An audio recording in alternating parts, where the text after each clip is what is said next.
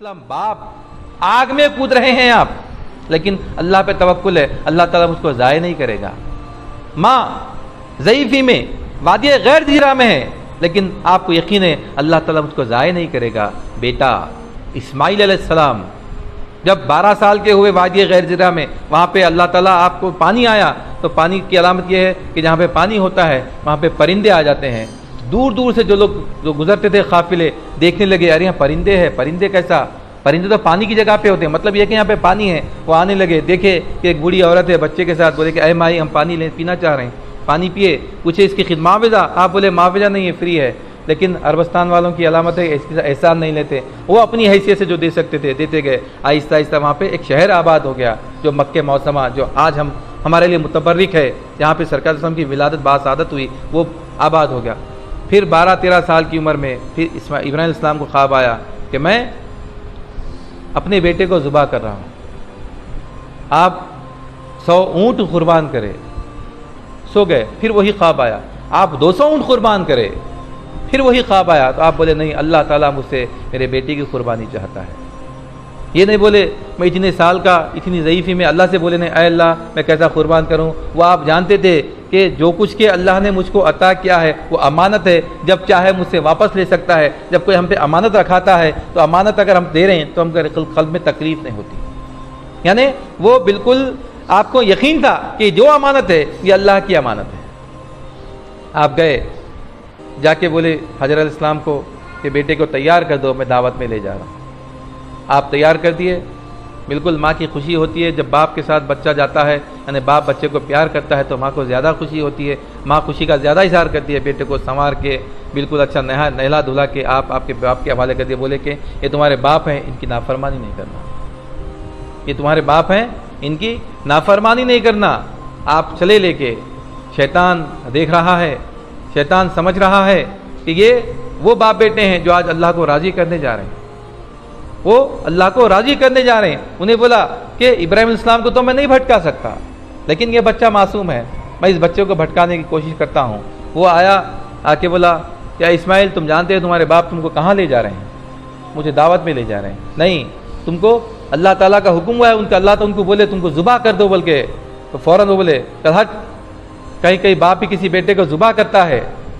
وہ شیطان جو تھا وہی پتھر کا ہو گیا، جمرات جہاں پہ ہم کنکر مارتے ہیں۔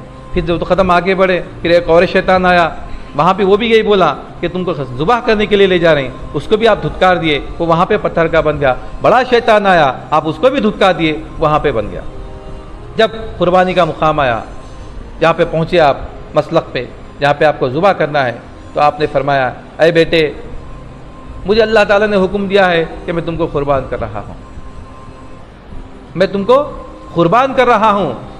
تو اللہ تعالیٰ اسماعیل علیہ السلام نے ارشاد فرمایا کہ ابا جان کر گزریے وہ کچھ جس کا کہ آپ کے رب نے آپ کو حکم دیا ہے، انشاءاللہ ثم انشاءاللہ آپ مجھ کو صبر کرنے والوں میں پائیں گے۔ علامہ اقبال اس کے لیے ارشاد فرمائے یہ فیضان نظر تھا یا مکتب کی کرامت تھی، سکھائے کس نے اسماعیل کو آداب فرزندی، یعنی پیدا ہونے کے بعد سے یہ عمر تک باپ کبھی آیا نہیں، پیدا ہونے سے لے کے یہ عمر تک باپ کبھی آیا نہیں، آیا بھی تو ذبح کرنے کے لیے آیا، لیکن آپ فرما رہے ہیں کر گزریے وہ کچھ جس کا اللہ تعالیٰ نے آپ کو حکم دیا ہے، انشاءاللہ آپ اس کو صبر کرنے والوں میں پائیں گے۔ آج ہماری حالت، ہماری اولاد کی کیا کیفیت ہے؟ ہم یہ جو واقعات ہیں یہ ایمان کے لیے، یہ سننے کے لیے نہیں ہے، یہ سن کے اپنے آپ پہ عمل کرنے کے لیے ہے، احساس کرنے کے لیے ہے کہ ہمارا کیا معاملہ ہے، ہم ہمارے ماں باپ کے ساتھ کیسا معاملہ کرتے ہیں۔ ماں باپ اپنی زندگی کو چھوڑ کے اولاد کی خواہشات کو پورا کرتے ہیں، اپنی خواہشات کو چھوڑ کے اولاد کی خواہشات کو پورا کرتے ہیں، اپنا پیٹ کاٹ کے اولاد کا پیٹ پالتے ہیں، لیکن پھر بھی اولاد شکایت کرتی ہے کہ باپ کیا کرا میرے کو، اماں کیا کری ہے، باپ میرے لیے کیا کیا، باپ میرے لیے کیا کیا۔ وہاں پہ باپ کچھ نہیں کرا پھر بھی آپ قربان ہونے کے لیے تیار ہے، یہاں پہ باپ مر جاتا ہے، مٹ جاتا ہے، حلال کماتا ہے، حرام کماتا ہے، بیٹے کی اولاد کی خواہشات کو پورا کرتا ہے، لیکن پھر بھی اولاد شکایت کرتی ہے باپ سے، تو پھر اللہ تعالیٰ کیسا راضی ہو سکتا ہے؟ پھر ہم سمجھتے ہیں نماز پڑھ کے زکات دے کے کہ اللہ تعالیٰ ہم سے راضی ہو جانا۔ اللہ تعالیٰ جب تک راضی نہیں ہو سکتا جب تک کہ ہمارے ماں باپ ہم سے راضی نہیں ہوتے، ہمارے ماں باپ ہم سے ناراض ہیں، ہمارے ماں باپ ہم سے خوش نہیں ہیں تو پھر ہماری کوئی عبادت اللہ تعالیٰ قبول کرنے والا نہیں ہے. کیوں؟ کیونکہ ماں باپ کی رضا میں اللہ تعالیٰ کی رضا ہے. ابراہیم علیہ السلام کو کچھ نہیں کرے, پیدا ہوتے لا کے غیر جزیرہ میں چھوڑ دیا, پہلے موت کے اس میں ڈال دیے, پھر بھی اللہ تعالیٰ اپنے فضل و کرم سے اپنی رحمت سے بچایا. 13 سال کے بعد آنے کے بعد پھر آپ کو موت کے پاس لے کے چلے جا رہے ہیں. لیکن اسماعیل علیہ السلام آپ یہ بتا رہے ہیں کہ آپ جو کرنا ہے آپ کر گزریے, میں آپ سے راضی ہوں, میں آپ سے راضی ہوں. یعنی آپ اگر کریں گے ذبح, انشاءاللہ تعالیٰ مجھ کو صبر کرنے والوں میں پائیں گے. یہ اسماعیل علیہ السلام کا ایمان تھا, اللہ تعالیٰ مجھ کو ضائع نہیں کرے گا. یہ توکل تھا, بھروسہ تھا.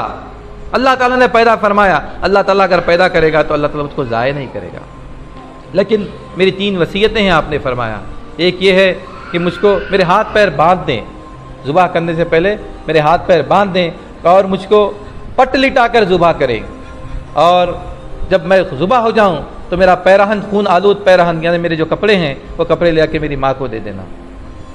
تو ابراہیم علیہ السلام بولے کہ بیٹے تم تو اپنی رضا سے, تم اپنی خواہش سے, اپنی خوشی سے ذبح ہو رہے ہیں, تو تم کو باندھنے کی کیا ضرورت ہے, تم کو باندھنے کی کیا ضرورت ہے.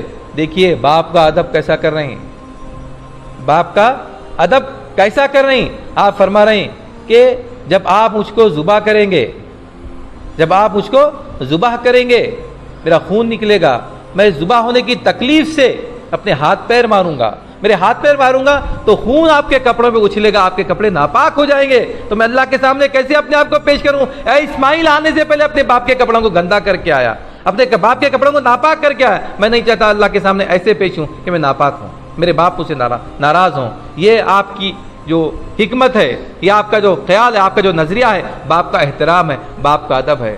باپ کا احترام, باپ کا ادب تو آج ختم ہو گیا.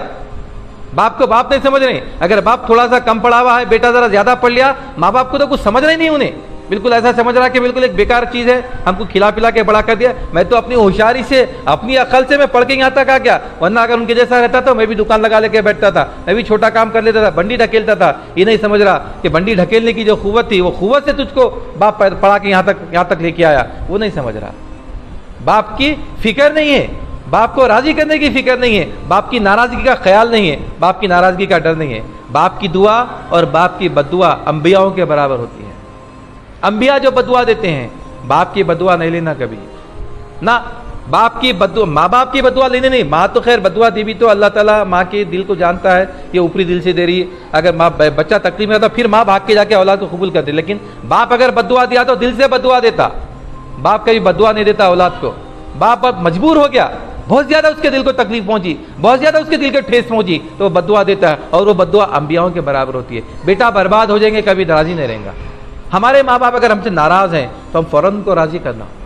ہمارے ماں باپ اگر ہم سے ناراض ہیں تو ہم فوراً ان کے قدموں میں گر جانا, کچھ سوال نہیں کرنا. باپ جو کر رہا باپ کی مرضی, صحیح کر رہا غلط کر رہا باپ کی مرضی. باپ کا جواب دینے والا. میں کیا کرنے والا ہوں؟ میں باپ سے راضی رہنا, باپ مجھ سے راضی رہنا, اس کی خواہشات کو پورا کرنا. یعنی سرکار نے ارشاد فرمایا کہ تو اور تیری چمڑی, یعنی جو کچھ ہے تیرے باپ کا ہے.